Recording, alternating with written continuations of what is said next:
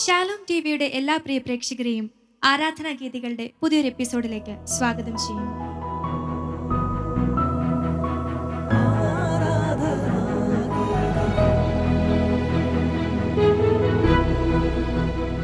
ഇന്ന് നമ്മോടൊപ്പമുള്ളത് നമുക്ക് ഏവർക്കും സുപരിചിതനായ ആൻഡേഴ്സൺ ചേട്ടനാണ്. ചേട്ടനോടൊപ്പം നമ്മുടെ പ്രിയ പാട്ടുകാരെയും ആരാധനാ ഗീതികളിലേക്ക് ഏറ്റവും സ്നേഹപൂർവ്വം സ്വാഗതം ചെയ്യും. ചേട്ടാ, കഴിഞ്ഞ ഒരു എപ്പിസോഡിൽ നമ്മൾ വളരെ മനോഹരമായൊരു ഗാനമാണ് പാടിയതല്ലേ. നമ്മൾ കൺവെൻഷൻ സെൻറ്ററിലൊക്കെയും ധ്യാനം കൂടുമ്പോഴൊക്കെ നമ്മൾ ഇതുപോലെ ഉത്സാഹത്തോടെ പാടുന്ന ഒരുപാട് പാട്ടുകൾ കേട്ടിട്ടുണ്ട്. ഇപ്പം നമ്മൾ കഴിഞ്ഞ എപ്പിസോഡിൽ നമ്മൾ പറഞ്ഞു എല്ലാവരും ഫീമെയിൽ സിംഗേഴ്സ് ആണ്. അതെ, വളരെ എനർജറ്റിക് ആയിട്ട് തന്നെ ആ ഒരു പാട്ട് കൺവെൻഷൻ മൂഡ് സൃഷ്ടിക്കാനായിട്ട് സാധിച്ചു. അപ്പോൾ ഇന്ന് ഇവിടെ ഇരിക്കുമ്പോഴും ആ കഴിഞ്ഞ എപ്പിസോഡിൽ നമ്മൾ പഠിച്ച ആ ഒരു പാട്ട് എൻ്റെ മനസ്സിലൂടെ ഇങ്ങനെ കടന്നു പോവുകയാണ്. വളരെ സ്നേഹത്തോട് സന്തോഷത്തോട് നമ്മൾ ഒരുമിച്ച് പാടിയൊരു പാട്ടാണ്. നമ്മുടെ പ്രേക്ഷകരും അത് അവരുടെ നെഞ്ചിലേറ്റി കഴിഞ്ഞു ആ പാട്ട്. അപ്പോൾ ഇങ്ങനെ ഒരു പാട്ട് പഠിക്കാനും പാടാനും ഒക്കെ സാധിച്ചതിൽ എല്ലാവർക്കും സന്തോഷം തോന്നുന്നുണ്ട്. തീർച്ചയായും അഞ്ജു പറഞ്ഞതുപോലെ തന്നെ നമ്മുടെ മനസ്സിൽ നിന്ന് ആ പാട്ട് പാടിയിട്ട് മനസ്സിൽ നിന്ന് അത് മാഞ്ഞു പോകുന്നില്ല. അത്രത്തോളം എനർജറ്റിക് ആയിട്ടുള്ളൊരു പാട്ട് തന്നെയായിരുന്നു അത്. ഇന്നത്തെ കാലത്ത് ഒരുപാട് ന്യൂജൻ പാട്ടുകളൊക്കെ നമ്മൾ കേൾക്കുന്നുണ്ടെങ്കിലും ഈ പാട്ട് എത്രയോ വർഷം മുമ്പ് സൃഷ്ടിക്കപ്പെട്ടവയാണല്ലേ. ആ പാട്ട് അന്നത്തെ കാലത്ത് ഇത്രയും ഈ ഒരു എനർജി, നമ്മുടെ യൂത്തിൻ്റെ ആ ഒരു എനർജി തന്നെ ആ പാട്ടിൽ നമുക്ക് ഫീൽ ചെയ്യാനായിട്ട് സാധിച്ചു. അതുകൊണ്ട് തന്നെയാണ് നമുക്ക് എല്ലാവർക്കും ഒരുപാട് പ്രിയങ്കരമായതും മാറിയതും എന്ന് ഞാൻ വിശ്വസിക്കുന്നു. അതെ, ആ ഒരു ഫീലിംഗ് തന്നെ എല്ലാവർക്കും കിട്ടിയിട്ടുണ്ടാവുമെന്ന പ്രതീക്ഷയോടെ നമ്മളിന്ന് പുതിയൊരു പാട്ട് പഠിക്കാനായി ഇവിടെ എത്തിയിരിക്കുകയാണ് അല്ലേ. അപ്പോൾ നമുക്ക് പാട്ട് പഠിക്കാനൊക്കെ ആയിട്ട് എല്ലാവരും റെഡി അല്ലേ? ആൻഡേഴ്സൺ ചേട്ടാ, ഇന്ന് ഏത് പാട്ടാണ് നമ്മൾ പഠിക്കാനും പാടാനുമായിട്ട് പോകുന്നത്? മാതാവിൻ്റെ മധ്യസ്ഥം വിചാരിച്ചുകൊണ്ട് നമുക്ക് മാതാവിൻ്റെ പാട്ട് ആകാം. ഇന്നത്തെ കാലഘട്ടത്തിൽ ഒരുപാട് മധ്യസ്ഥ പ്രാർത്ഥനകളുടെ ആവശ്യകത ഉള്ളൊരു സമയമാണ്. അപ്പോൾ മാതാവിനെ മുറുകെ പിടിച്ചുകൊണ്ട് മാതാവിൻ്റെ മധ്യസ്ഥം വിചാരിച്ചുകൊണ്ട് നമുക്ക് ഈ പാട്ടിലേക്ക് കടക്കാം.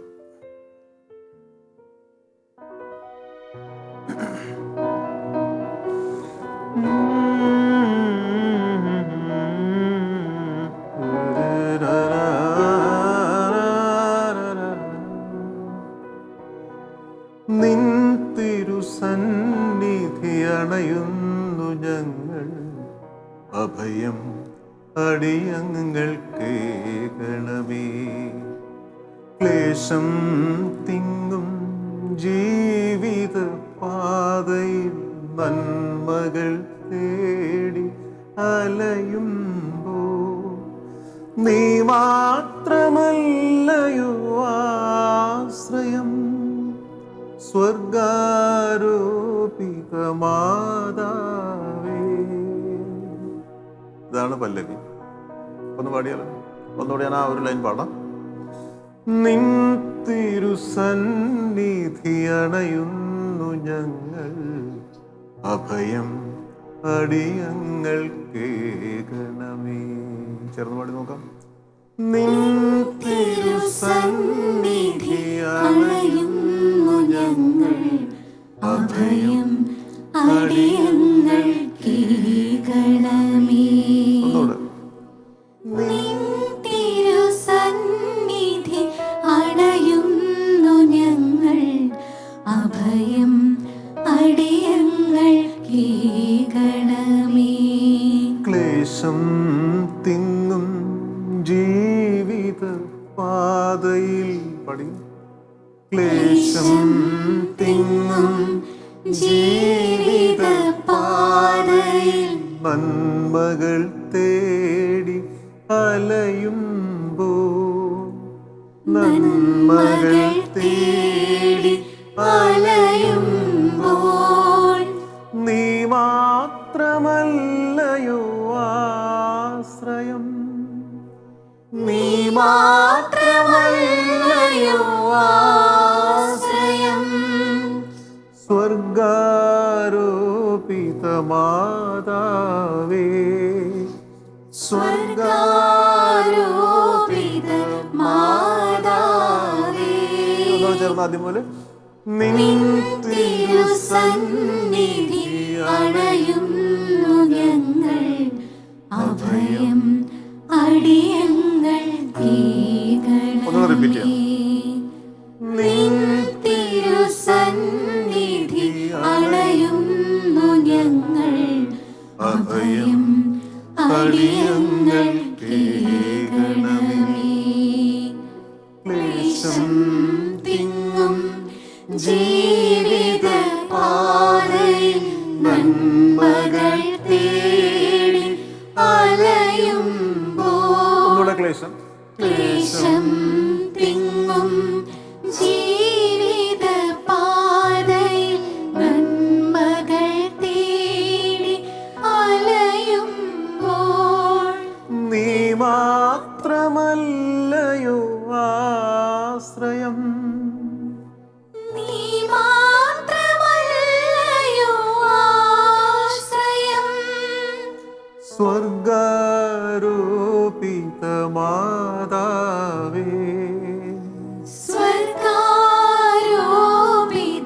മാതാവേ, നിൻ തിരുസന്നിധി അണയുന്നു ഞങ്ങൾ, അഭയം അടിയങ്ങൾ കേൾക്കണമേ. നിൻ തിരുസന്നിധി അണയുന്നു ഞങ്ങൾ, അഭയം അടിയങ്ങൾ കേൾക്കണമേ. ഈ പാട്ട് പാടുമ്പോഴല്ല എൻ്റെ ചേട്ടാ നമുക്ക് മാതാവിൻ്റെ ഒരു സ്നേഹത്തെക്കുറിച്ചല്ലേ, മാതാവിൻ്റെ സ്നേഹം എത്രത്തോളം ആഴത്തിലുള്ളതാണെന്ന് നമ്മളെ ബോധ്യപ്പെടുത്തുന്ന ഒരു ഗാനം കൂടിയാണ്. നമ്മൾ ഇതിനു മുൻപും നമ്മൾ ഒരു എപ്പിസോഡ് നമ്മൾ മാതാവിൻ്റെ ഒരു പാട്ട് പാടി, നമ്മൾ വളരെ ഭയങ്കര ഫീലായിരുന്നു. അതെ, ഭയങ്കര ഫീലായിരുന്നു, ഭയങ്കര വികാരഭരിതരായിട്ട് നമ്മളങ്ങ് മാറിപ്പോയി. എന്ന് വെച്ചാൽ അത്രയും പാടിയ ശാലിയാണത് പാടിയത്. പാട്ടിന് ശേഷം എനിക്കിപ്പോഴും ഓർമ്മയുണ്ട്, പാട്ടിൻ്റെ അവസാനം കരഞ്ഞുകൊണ്ടാണ് ശാലി ആ പാട്ട് നിർത്തിയത്. അത്രയും മനോഹരമായൊരു ഗാനമായിരുന്നു മാതാവിൻ്റെത്. എൻ്റെ ലൈഫിലുണ്ട ഒരു എക്സ്പീരിയൻസോടെ ഞാൻ പങ്കുവയ്ക്കാൻ ആഗ്രഹിക്കുകയാണ് ഈ സമയത്ത്. ഞാനപ്പം കുഞ്ഞിലായിരുന്ന സമയത്തൊക്കെ എൻ്റെ അമ്മച്ചി അച്ചാച്ചനുമാണ് എന്നെ വളർത്തിയത്. അപ്പം എൻ്റെ മമ്മിയും പപ്പയൊക്കെ ആ സമയത്ത് പുറത്തായിരുന്നു. എന്നെ എൻ്റെ ചേച്ചീനെയൊക്കെ ഒരുപാട് നമുക്ക് അന്ന് ഇന്ന് കിട്ടുന്ന സൗഭാഗ്യങ്ങൾ അല്ലെങ്കിൽ ഇന്ന് കിട്ടുന്ന ഒരുപാട് കാര്യങ്ങൾ നമുക്ക് പണ്ടത്തെ ഒരു കാലത്ത് കിട്ടിയിരുന്നില്ല. അപ്പോൾ ഒരുപാട് കുറവുകളിലൊക്കെ എന്നെ കഷ്ടപ്പെട്ട് വളർത്തിയതാണ് എൻ്റെ വല്യപ്പച്ചനും അമ്മച്ചിയൊക്കെ. അപ്പോൾ അന്നും കുഞ്ഞിലെ എനിക്കിപ്പോഴും ഓർമ്മയുണ്ട്, അന്ന് നമ്മുടെ വേളാങ്കണ്ണിയിൽ മാതാവിൻ്റെ അടുത്ത് കൊണ്ടുപോയി നേർച്ചയൊക്കെ നേർന്ന് അന്ന് തൊട്ട് എൻ്റെ ഉള്ളിൽ മാതാവിനോടുള്ള ഒരു അടുപ്പം അത്രയും ആഴത്തിൽ എൻ്റെ അപ്പച്ചനും അമ്മച്ചിയൊക്കെ ഒരുപാട് ആഴത്തിൽ അത് വളർത്തിയിരുന്നു. അപ്പോൾ ഇന്ന് ഈ ഒരു സമയത്തും എന്തെങ്കിലും ഒരു ബുദ്ധിമുട്ട് നമുക്ക് ഉണ്ടാകുമ്പോൾ എൻ്റെ മാതാവെ എന്ന് വിളിക്കാനായിട്ടാണ് ആദ്യം നമുക്ക് അപ്പോഴേ തോന്നുന്നത്. അപ്പോൾ ഈ കഴിഞ്ഞ ഇടയിലാണ് ഞാനിപ്പം BEd കംപ്ലീറ്റ് ചെയ്തു, ഒരു സ്കൂൾ ടീച്ചറായിട്ട് വർക്ക് ചെയ്യാണ്. അപ്പം PG കഴിഞ്ഞിട്ട് BEഡിൻ്റെ അഡ്മിഷൻ സ്റ്റാർട്ട് ചെയ്യുന്ന സമയത്ത് ഞങ്ങൾക്ക് ആ ഒരു ഏരിയയിൽ നമ്മുടെ റിസൾട്ട് വന്നപ്പോൾ ലേറ്റ് ആയതുകൊണ്ടും അഡ്മിഷൻസ് ഓൾറെഡി എല്ലാം ക്ലോസ് ആകാറായതുകൊണ്ടും എനിക്ക് ഭയങ്കര ബുദ്ധിമുട്ടും ടെൻഷനും ആയിരുന്നു. അഡ്മിഷൻ കിട്ടുമോ, എന്താകും, വർഷം വെറുതെ പോവോ എന്നുള്ളതൊക്കെ. അപ്പോൾ അന്നും ഞാൻ ഒരു കാര്യം ചെയ്തുള്ളൂ, ഞാൻ ഉപവാസം എടുത്തു, മാതാവിനോട് പ്രാർത്ഥിച്ചു. എല്ലാ ദിവസവും മാതാവിൻ്റെ അടുത്ത് കരഞ്ഞുകൊണ്ട് പ്രാർത്ഥിക്കുമായിരുന്നു, അമ്മ എന്നെ കൈപിടിയരുത്, എനിക്ക് എങ്ങനെയെങ്കിലും അഡ്മിഷൻ ശരിയാക്കി തരണം എന്നുള്ളതൊക്കെ. അപ്പം അങ്ങനെയാണ് ചമ്പക്കുളം പോരൂക്കര കോളേജിൽ, ആ കോളേജിൽ ഇപ്പോഴും ഞാൻ വിശ്വസിക്കുന്നുണ്ട്, ഒരു ബുധനാഴ്ച ഞാൻ ഉപവാസം എടുത്തു, മാതാവിൻ്റെ അടുത്ത് പോയി കരഞ്ഞുകൊണ്ട് പ്രാർത്ഥിച്ചു. അടുത്ത ബുധനാഴ്ച കൃത്യം ഞാൻ പ്രാർത്ഥിച്ചതിൻ്റെ അടുത്ത ബുധനാഴ്ച മാതാവിൻ്റെ ദിവസമാണ്. ആ ബുധനാഴ്ച എന്നെ കോളേജിൽ നിന്ന് സാറ് വിളിക്കാനുണ്ടായി, ഇങ്ങനെ അഡ്മിഷൻ ഓപ്പൺ ചെയ്തിട്ടുണ്ട്, ഇവിടെ ജോയിൻ ചെയ്യാൻ ആഗ്രഹമുണ്ട്. ഞാനിവിടെ പേരൊക്കെ നേരത്തെ കൊടുത്തിട്ടിരുന്നു. അപ്പം അങ്ങനെ ആ ഒരു കോളേജിൽ BEഡിന് ആദ്യത്തെ അഡ്മിഷൻ എടുക്കുന്നത് എനിക്കാണ്. ആ കോളേജിൻ്റെ ഫസ്റ്റ് അഡ്മിഷൻ എന്നിൽ നിന്നാണ് തുടങ്ങുന്നത്. ഒരുപാട് പ്രാർത്ഥിച്ചതിൻ്റെ ഫലമാണ്. അതോടൊപ്പം തന്നെ 97% മാർക്സോടെ BEd കംപ്ലീറ്റ് ചെയ്യാനും ഒക്കെ ഒരുപാട് സഹായിച്ചു. മാതാവിനോട് പ്രാർത്ഥിച്ച് ഒരിക്കലും ഒരു കാര്യവും പരാജയപ്പെടുത്തില്ല, മറിച്ച് നമുക്കത് നേടാൻ തന്നെ വലിയൊരു സഹായമാണ് മാതാവ് നൽകുന്നത്. അപ്പം നമുക്കെല്ലാവർക്കും മാതാവിനെ മുറുകെ പിടിച്ച് തന്നെ ജീവിക്കാം. നമുക്ക് ബാക്കി പഠിക്കാം അല്ലേ? പരിശുദ്ധ അമ്മയുടെ മുമ്പിൽ ആര് കരഞ്ഞപേക്ഷിച്ചാലും കൈവിടുകയില്ല. അടുത്തുള്ള സ്റ്റാൻസ് നോക്കാം. സർവേശനെന്നും സമ്പൂർണയാം മേരി പരിശുദ്ധ ജപമാലരാജ്ഞി, പരിശുദ്ധ ജപമാലരാജ്ഞി, മനസ്സു തകർന്നു ഞാൻ നിന്നെ വിളിക്കുമ്പോൾ തള്ളിക്കളയരുതേ, നീ തള്ളിക്കളയരുതേ. ഇതാണ് എൻ്റെ അടുത്ത സ്റ്റാൻസ്. സർവേശനെന്നും സമ്പൂർണയാം മേരി പരിശുദ്ധ ജപമാലരാജ്ഞി, പരിശുദ്ധ ജപമാലരാജ്ഞി. പാടാം. സർവേശനെന്നും സമ്പൂർണയാം മേരി പരിശുദ്ധ ജപമാലരാജ്ഞി, പരിശുദ്ധ ജപമാലരാജ്ഞി. സർവീശനിന്നും സമ്പൂർണയാം മേരി പരിശുദ്ധ ജപമാലരാജ്ഞി, പരിശുദ്ധ ജപമാലരാജ്ഞി. മനസ്സു തകർന്നു ഞാൻ നിന്നെ വിളിക്കുമ്പോൾ തള്ളിക്കളയരുതേ, നീ തള്ളിക്കളയരുതേ. അവർ അപേക്ഷയുടെ സ്വരത്തിൽ തന്നെ നമുക്ക് പാടാം. മനസ്സു തകർന്നു ഞാൻ നിന്നെ വിളിക്കുമ്പോൾ തള്ളിക്കളയരുതേ, നീ തള്ളിക്കളയരുതേ. അപ്പൊ ആ സ്ഥാൻസ് ഒന്നുകൂടെ നോക്കാം. ആദ്യം ഒരു പാടാം. 1 2 3 2 2 3. സർവേശനെന്നും സമ്പൂർണയാം മേരി പരിശുദ്ധ ജപമാലരാജ്ഞി, പരിശുദ്ധ ജപമാലരാജ്ഞി. Once more. സർവേശനെന്നും സമ്പൂർണയാം മേരി പരിശുദ്ധ ജപമാലരാജ്ഞി, പരിശുദ്ധ ജപമാലരാജ്ഞി. മനസ്സു തകർന്നു ഞാൻ നിന്നെ വിളിക്കുമ്പോൾ തള്ളിക്കളയരുതേ, നീ തള്ളിക്കളയരുതേ.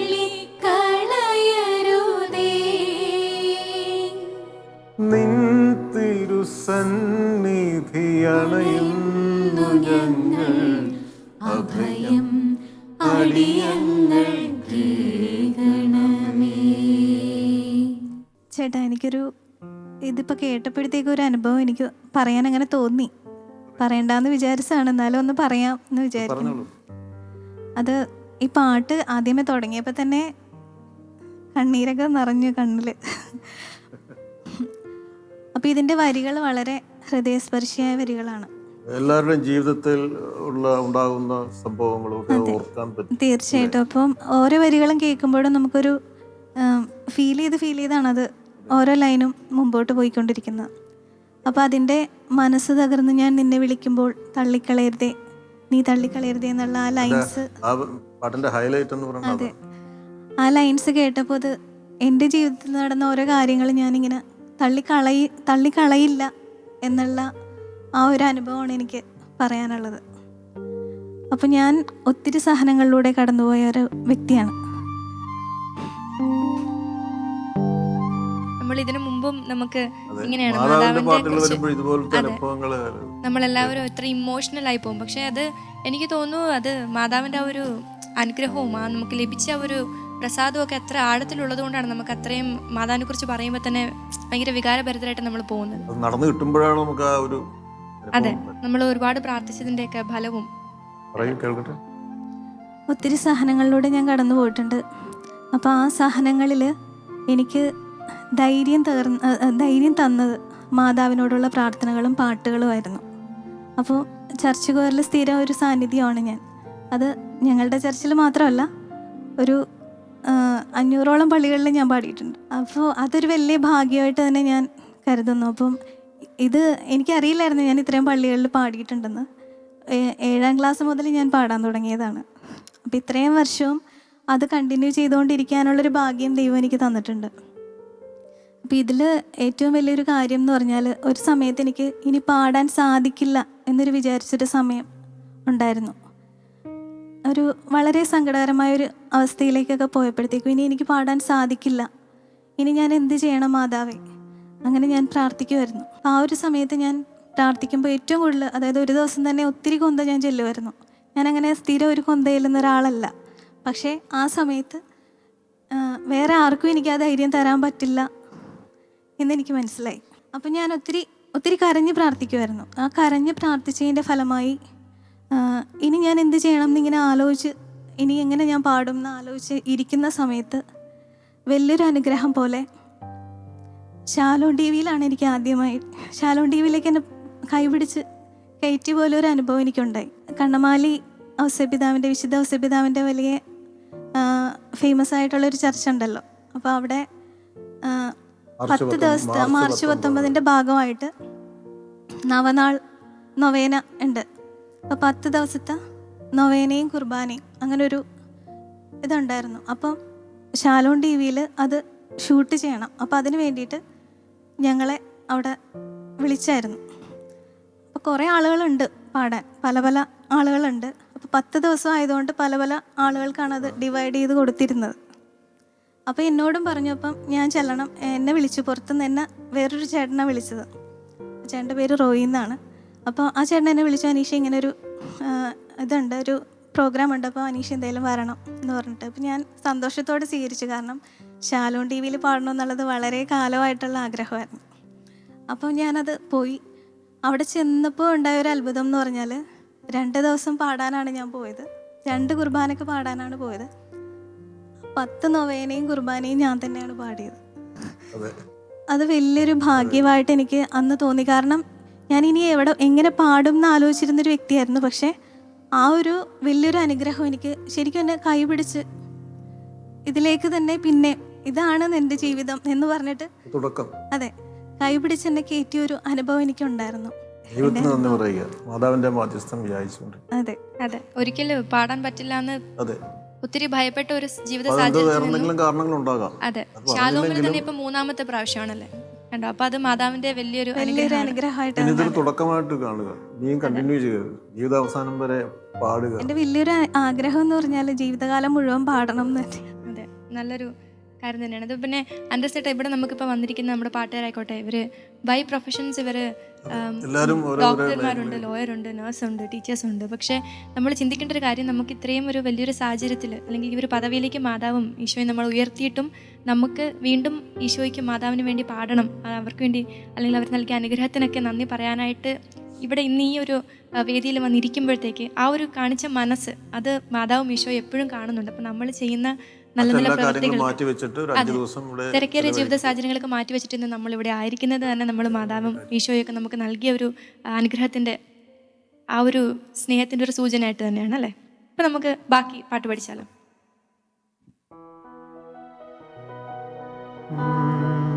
പാവനാത്മാവ പരിപൂർണയാം അമ്മേ, ആശ്വാസം നീ മാത്രമല്ലോ, ആശ്വാസം നീ മാത്രമല്ലോ.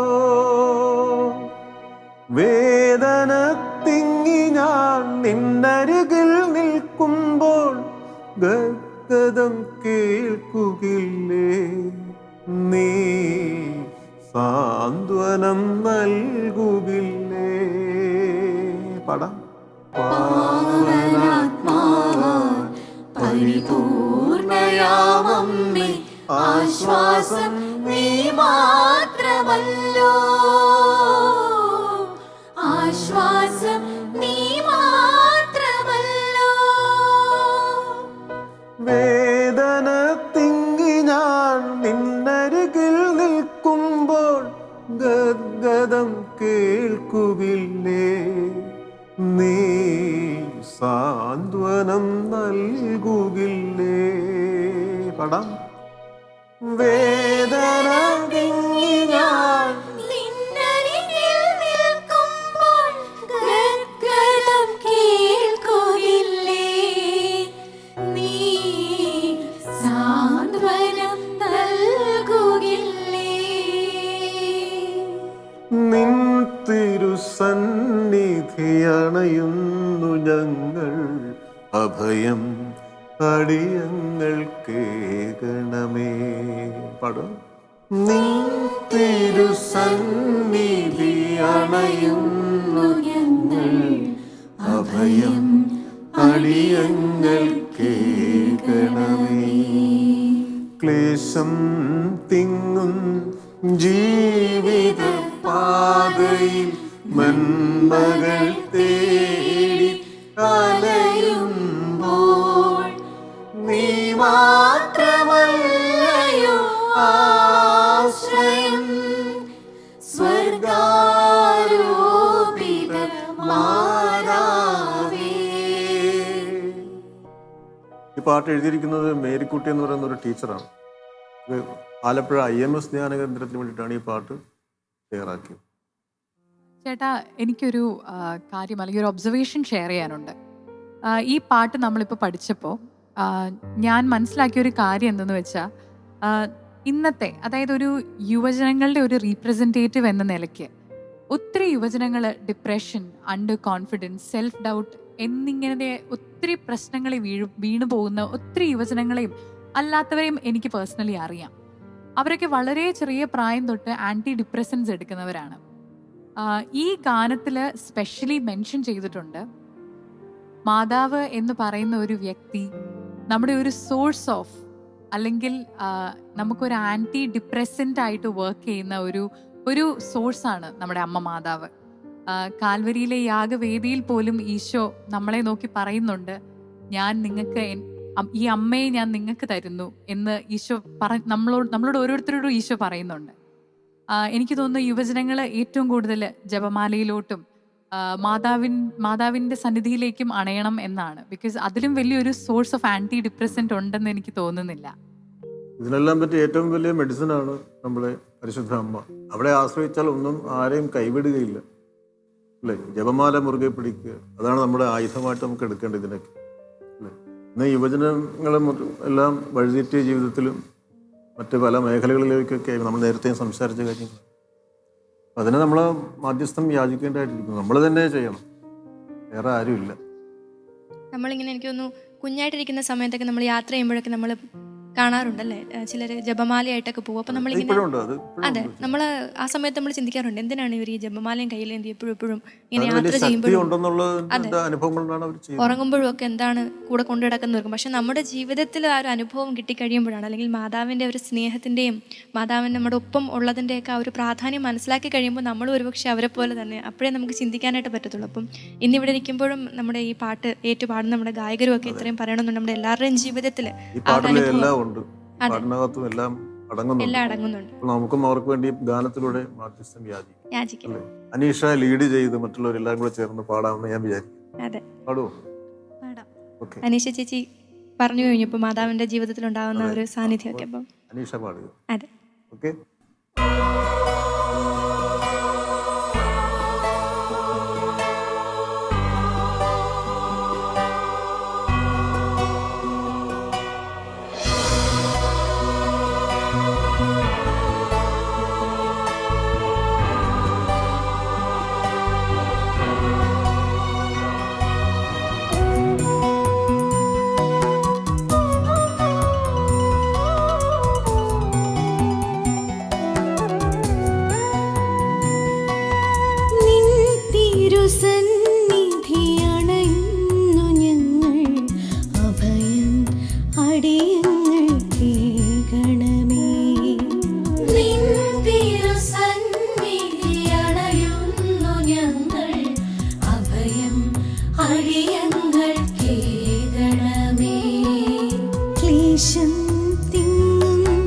ജീവിത പാതയിൽ നന്മകൾ തേടി അലയുമ്പോൾ നീ മാത്രമല്ലയോ ആശ്രയം സ്വർഗാരോപിത മാതാവേ. നിൻ തിരുസന്നിധി അണയുന്നു ഞാൻ,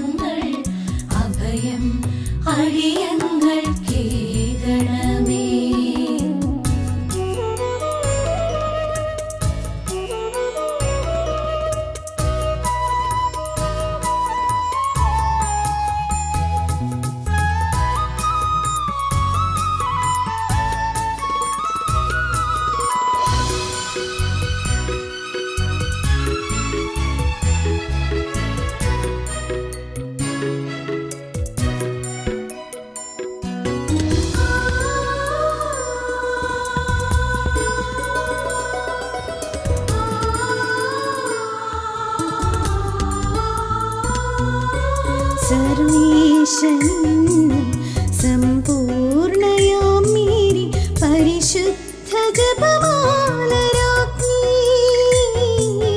പരിശുദ്ധ ജപമാലരാജ്ഞി. സർവേശനും സമ്പൂർണയാം മേരി പരിശുദ്ധ ജപമാലരാജ്ഞി.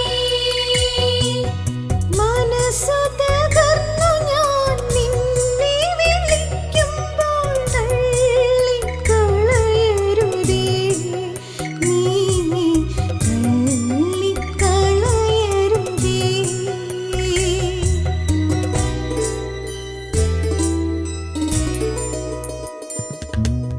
നിൻ തിരുസന്നിധി അണയുന്നു ഞങ്ങൾ, അഭയം അടിയങ്ങൾ കേകണമേ.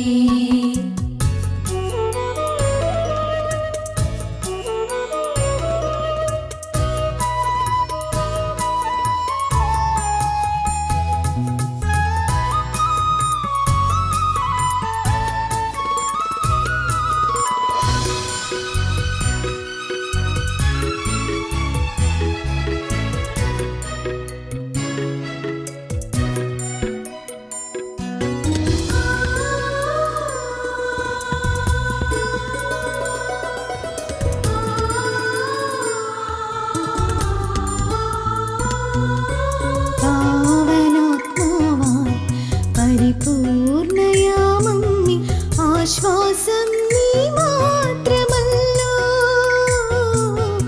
ആശ്വാസം നീ മാത്രമല്ലോ.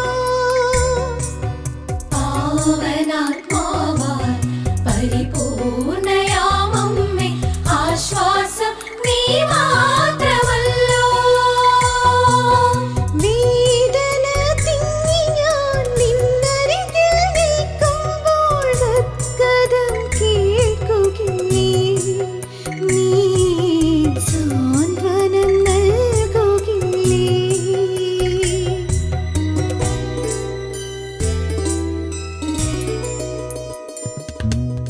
നിൻ തിരുസന്നിധി അണയുന്നു ഞങ്ങൾ, അഭയം അടിയങ്ങൾ കേകണമേ.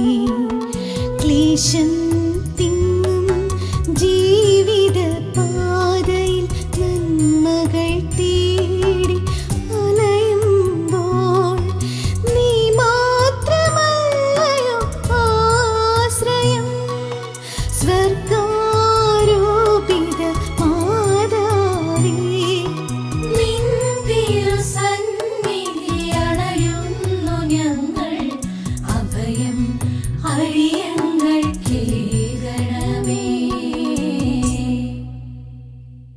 എന്ത് രസമുള്ളൊരു പാട്ടാണല്ലോ എൻ്റെ ചേട്ടാ. അതൊക്കെ ചേച്ചി അത് പാടുമ്പോൾ തന്നെ ചേച്ചിയുടെ കണ്ണുകളൊക്കെ എല്ലാം നല്ല നിറഞ്ഞിരുന്നു. ഫീലായിരുന്നു അത്.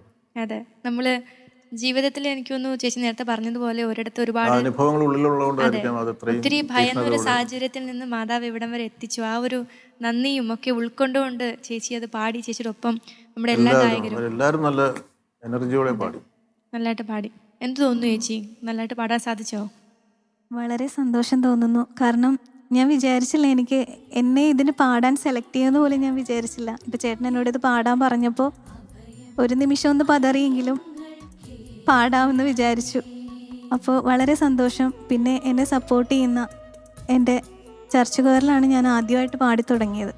അപ്പം എൻ്റെ ഇടവകയിലുള്ള എന്നെ സപ്പോർട്ട് ചെയ്യുന്ന എല്ലാ ആളുകളെയും ഈ സമയം ഞാൻ ഓർക്കുവാണ്. അത് എത്രയും മനോഹരമായിട്ട് ആ പാട്ട് പഠിപ്പിച്ചു ആൻഡേഴ്സൺ ചേട്ടൻ. അതുപോലെ തന്നെ ചേച്ചിയും നമ്മൾ പാട്ടുകാരെല്ലാം കൂടെ അതിലും മനോഹരമായിട്ടത് പാടുകയും ചെയ്തു. എനിക്ക് തോന്നുന്നു ഇത് കേൾക്കുന്ന പ്രേക്ഷകരും ഇപ്പം ഈ പാട്ട് കേട്ടതിലും അത് പഠിക്കാൻ ഒരു അട്രാക്ഷൻ ഉണ്ട്. ചാരികേശം എന്ന് പറയുന്ന ഒരു രാഗമാണ്, അത് ഒരു ഫീലാണ്. അപ്പോൾ നമുക്ക് മാതാവ് നൽകിയ അനുഗ്രഹങ്ങളും മാതാവിൻ്റെ കൃപയും ഒക്കെ ഓർത്ത് വിശുദ്ധിയുള്ളവരായി ജീവിക്കാനായിട്ട് സാധിക്കട്ടെ എന്ന് പ്രാർത്ഥിക്കുകയും ആശംസിക്കുകയൊക്കെ ചെയ്യുന്നു. പുതിയൊരു എപ്പിസോഡിൽ പുതുമയുള്ളൊരു പാട്ടുമായി നമ്മൾ വീണ്ടും കണ്ടുമുട്ടുന്നതായിരിക്കും. അതുവരെ നമുക്ക് എല്ലാവർക്കും പ്രാർത്ഥനാരൂപിയിലായിരിക്കും. പരിപൂർണയാമമ്മി ആശ്വാസം നീ